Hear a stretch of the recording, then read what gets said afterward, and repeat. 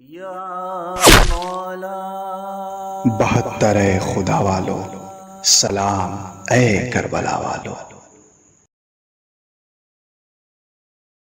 بسم اللہ الرحمن الرحیم۔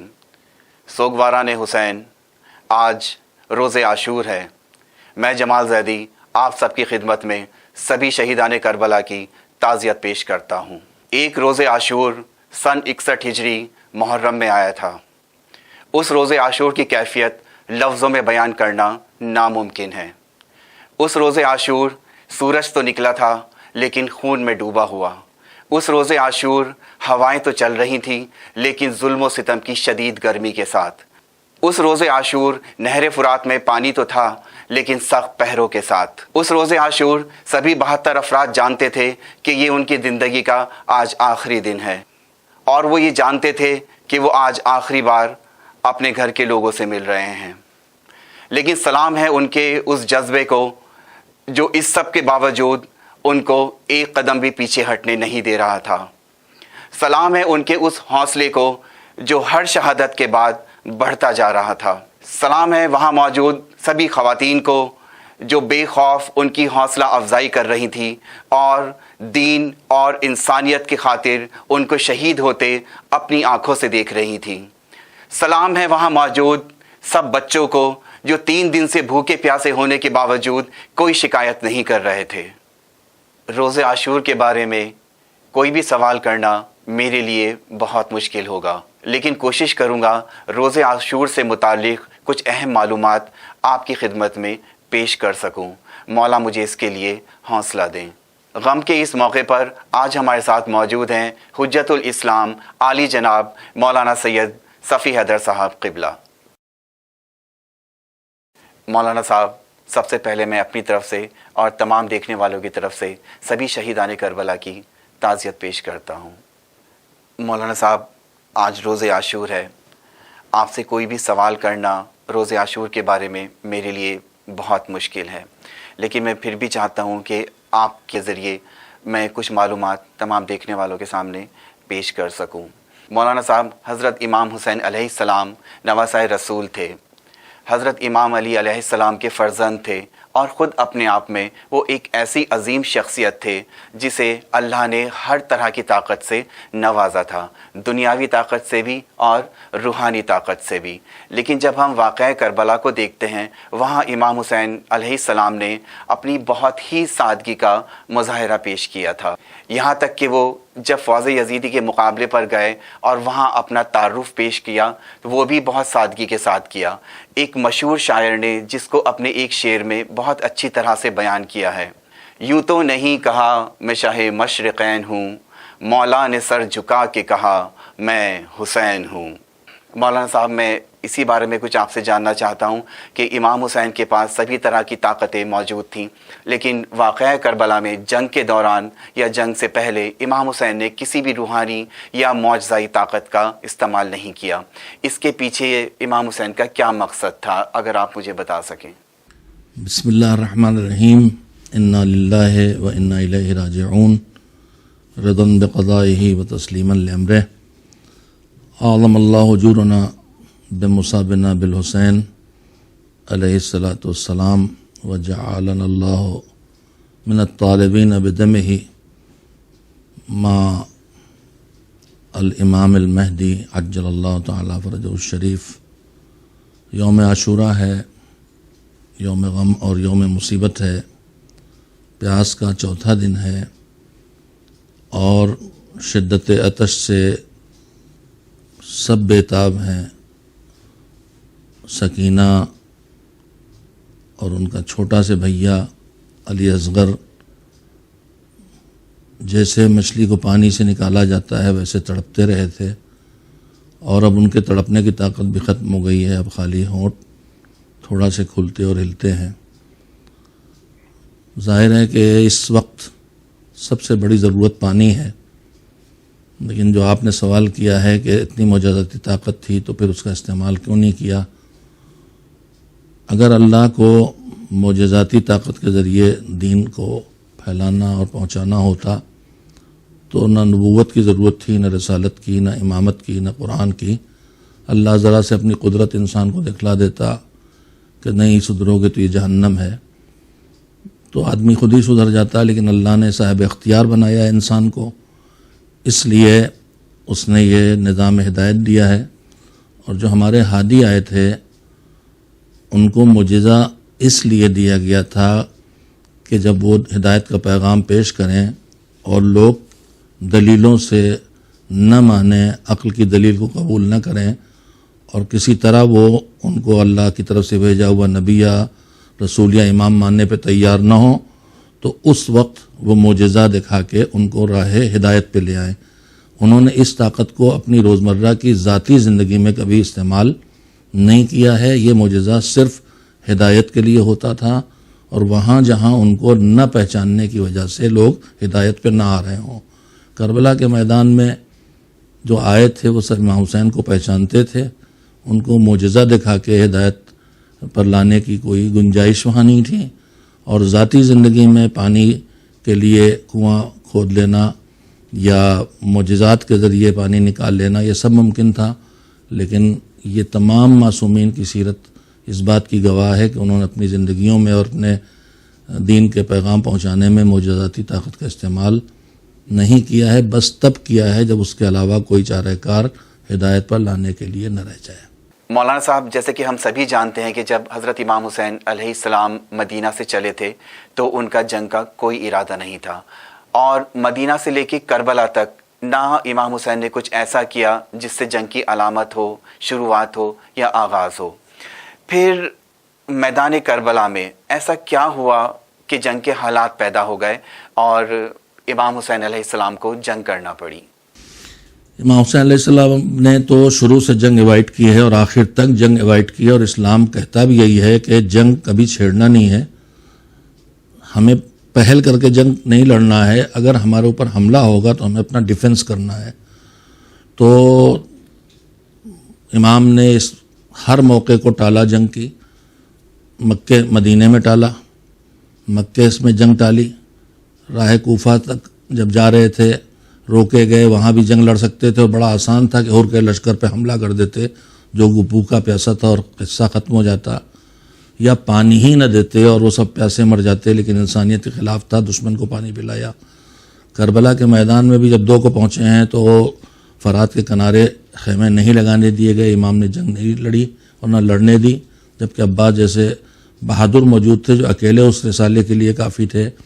پانی بند ہوا، امام نے جنگ نہیں کی، مسلسل جنگ کو ایوائڈ کیا ہے، لیکن حالات یہ تھے کہ یزید کے لشکر کو مسلسل پیغام آتا تھا ابن زیاد کا کہ یا بیعت لو یا سر کاٹو، یا بیعت لو یا سر کاٹو۔ شام کو 9 محرم کی پھر حملہ کیا لشکر نے، اس سے بھی امام نے ایک رات کی مہلت لی کہ عبادت کر لیں، پھر جنگ روکی۔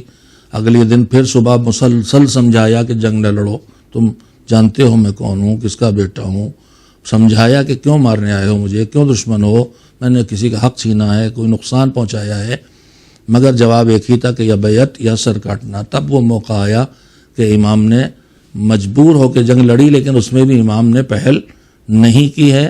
صبح عاشور جب ابن سعد نے جنگ شروع کر دی تب امام کو مجبور ہو کے اور ان کے صاحب کو مجبور ہو کے اپنا دفاع کرنا پڑا۔ مولانا صاحب، جیسے کہ سبھی جانتے ہیں کہ فوج یزیدی میں سبھی مسلمان تھے، تو وہ نماز بھی پڑھتے ہوں گے اور آل رسول کی عظمت اور اہمیت کو بھی بہت اچھی طرح سے پہچانتے ہوں گے، لیکن پھر بھی وہ حضرت امام حسین علیہ السلام کے مقابلے آئے اور ان سے جنگ کی۔ اس کی کیا وجہ تھی؟ کیا اس کی وجہ صرف یزید کا خوف تھا؟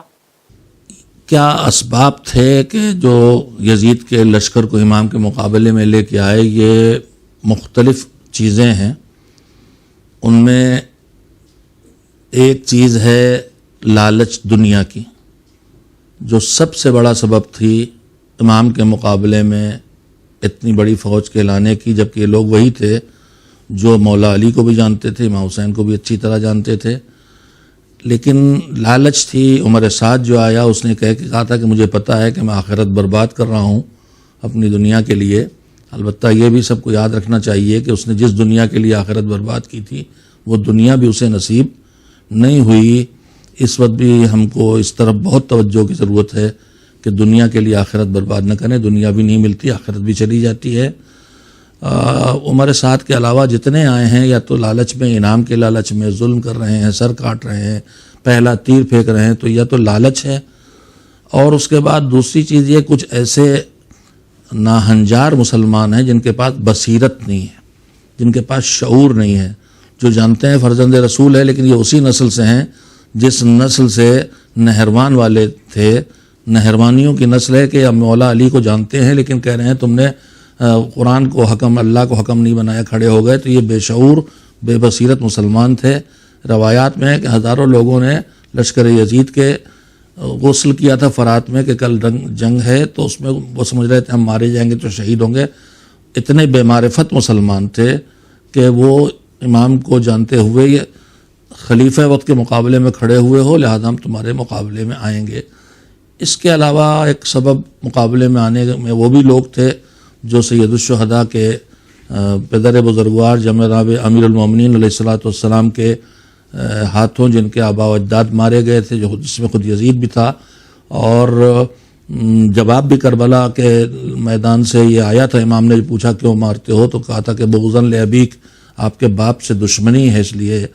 تو مختلف اسباب تھے جس کی وجہ سے لشکر یزید سمٹا ہے، لیکن اس میں دو اہم ترین تھے، کینہ، دشمنی جیسی چیزیں تو تھیں لیکن وہ بڑی تعداد نہیں تھی۔ بڑی تعداد دو ہی لوگوں کی تھی، یا وہ لوگ جن کے پاس بصیرت اور معرفت امام نہیں ہے، اور یا وہ لوگ جو دنیا کی لالچ کا شکار ہو گئے۔ مولانا صاحب، روز عاشور جب سبھی شہیدان کربلا کا ذکر کیا جاتا ہے تو ساتھ ہی ساتھ ذکر کیا جاتا ہے ایک بے زبان کا، وہ ہے حضرت امام حسین علیہ السلام کی سواری ذوالجناح۔ مولانا صاحب، ذوالجناح نے جو واقعہ کربلا میں ایک اہم کردار ادا کیا ہے، آپ اس کے بارے میں اگر مجھے کچھ بتا سکیں۔ البتہ میں عرض کروں گا کہ بے زبان کا لفظ جب ادب کربلا میں آتا ہے تو وہ حضرت علی اصغر ہمارے دماغوں میں آتے ہیں۔ آپ نے ان معنی میں کہ اسے بولنا نہیں آتا، وہ حیوان، اس معنی میں کہا ہے ذوالجناح کے لیے۔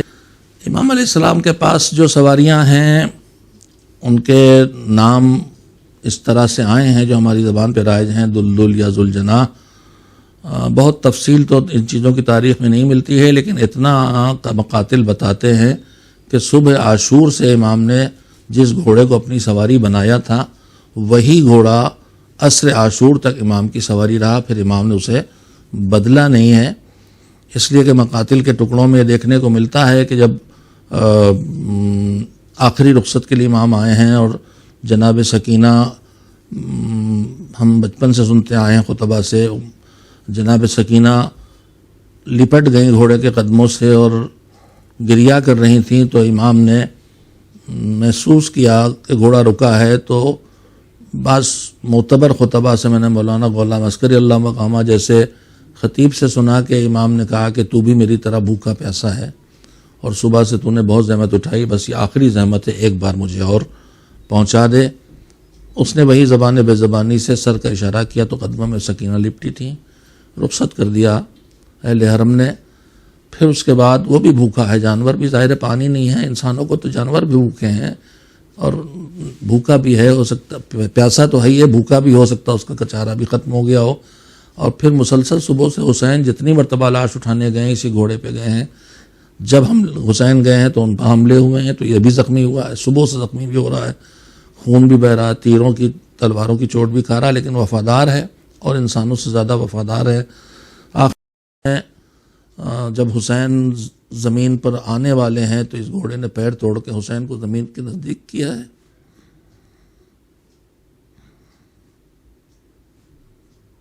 شہادت حسینی کے بعد حسین کے خون میں اپنے سر کو رنگین کر کے نکلا۔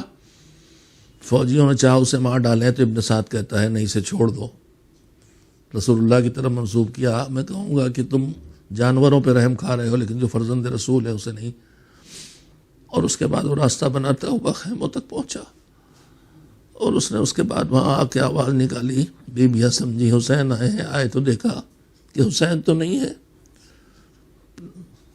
رکابے بھی نہیں ہے، لجام بھی نہیں ہے، خون میں ڈوبا بدن ہے گھوڑے کا، بیبیاں قدموں سے لپٹی۔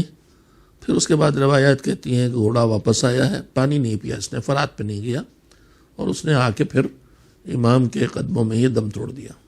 مولانا صاحب، روز عاشور جب سب اپنی قربانی پیش کر چکے اور حضرت امام حسین علیہ السلام جنگ کے لیے تیار تھے، اس وقت حضرت امام حسین علیہ السلام اور حضرت زینب کے بیچ ایک خاص بات چیت کا بیان روایتوں میں کیا جاتا ہے۔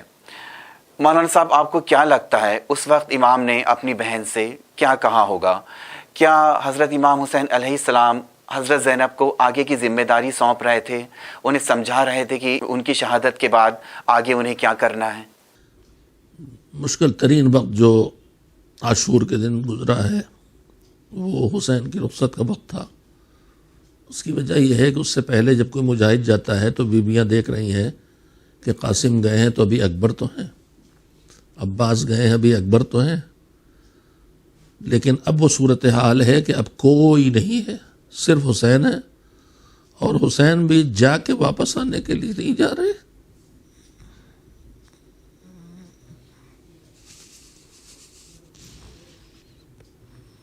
کہہ کے جا رہے ہیں کہ اب جا رہا ہوں، واپسی نہیں ہوگی میری۔ زینب کا حال برا ہے، چہرے کے رنگ کو حسین نے دیکھا، اسے قافلے کی ذمہ داری نبھانا ہے، یہ کیفیت رہے گی تو کیسے قافلے کی ذمہ داری نبھائے گی؟ فرمائش کر دی مجھے مسکرا کر رخصت کرو، ورنہ تمہارا یہی چہرہ بے چین مجھے وقت ضب دکھائی دے گا۔ اور اس کے بعد سید سجاد کو امامت کی ذمہ داریاں حوالے کی تھیں، لیکن شہزادی زینب کو قافلہ حوالے کیا۔ بی بی میری بہن، میری امانتوں کا خیال رکھنا، اور ساتھ ہی ساتھ یہ کہہ دیا حسین نے اپنی ماں جائی کو جانتے تھے کہ ان مصیبتوں میں بھی اس کی نماز شب بھی قضا نہیں ہوگی۔ دوسری فرمائش کی تھی بہن مجھے اپنی نمازوں میں یاد رکھنا۔ اور حسین کے جانے کے بعد زینب شیر دل ہو گئی، پھر اس کے بعد زینب کو کسی نے گریہ کرتے نہیں دیکھا۔ زینب کبھی عباس بن گئی، زینب کبھی علی بن گئی۔ قافلے کی ذمہ داری، امام وقت کی حفاظت کی ذمہ داری، بچوں کی حفاظت کی ذمہ داری، سب حسین زینب کو دے کے گئے تھے، اور زینب نے اس ذمہ داری کو اس طرح ادا کیا کہ اگر زینب نہ ہوتی تو آج کربلا کی خبر ہمیں نہ ملی ہوتی۔ کربلا کا احسان ہے اسلام پر کہ اس نے اسلام کو بچایا، اور زینب کا احسان ہے کربلا پر کہ اس نے کربلا کے پیغام کو بچایا اور پہنچایا۔ مولانا صاحب، جیسے کہ آج روز عاشور ہے، آپ سے گزارش ہے اگر آپ شہادت حضرت امام حسین علیہ السلام مختصر طور پر ہمارے دیکھنے والوں کے سامنے بیان کر سکیں۔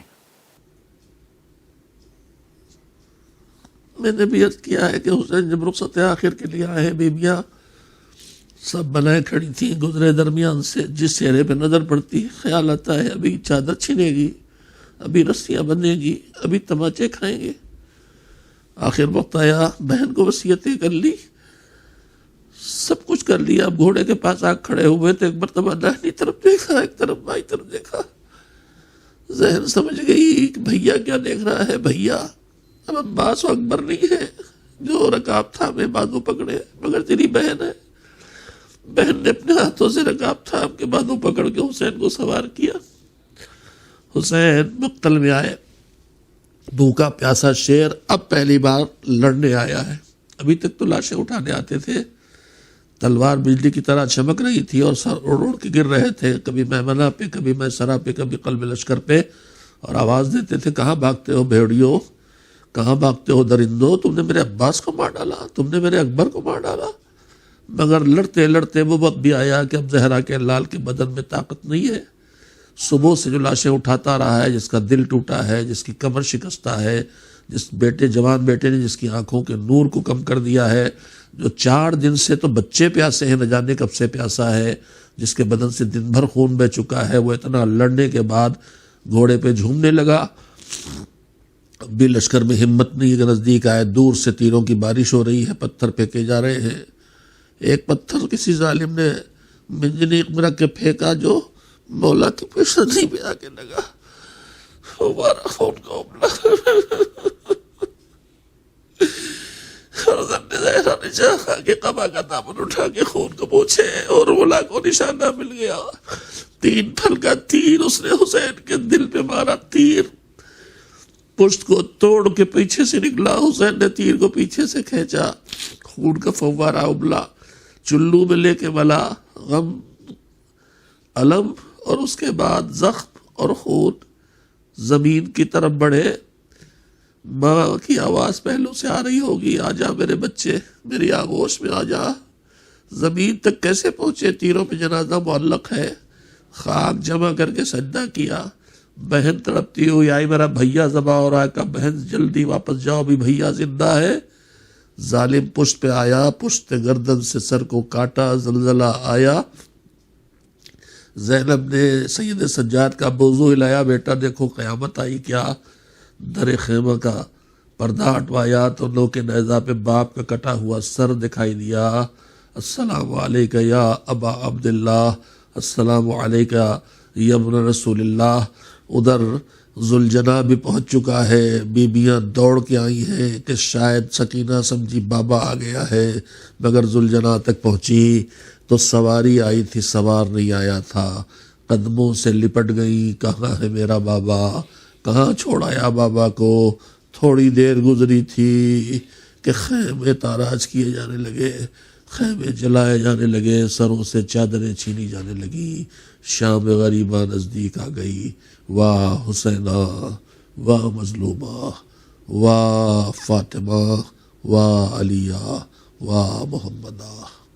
السلام علیکہ یا ابا عبداللہ وعلی ارواح التی حلت بفنائک وانا ختم ذلک. علیک منی سلام اللہ ابدا ما بقیت وبقی اللیل والنہار. وجعلنا اللہ من انصار المہدی والمنتقمین للدمک معہ عجل اللہ فرجہ الشریف. انا للہ وانا الیہ راجعون، رضا بقضائہ وتسلیما لامرہ.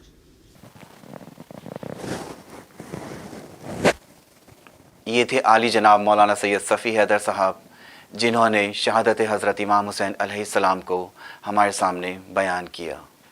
پچھلے سبھی ایپیسوڈز میں ہم نے شہیدان کربلا کے بارے میں کچھ معلومات آپ کے سامنے پیش کی. آگے کے ایپیسوڈز میں ہم اسیران کربلا کے بارے میں معلومات آپ کے سامنے پیش کریں گے اور اس سفر کا بیان آپ کے سامنے کریں گے جو اسیران کربلا نے طے کیا تھا کربلا سے لے کر شام تک.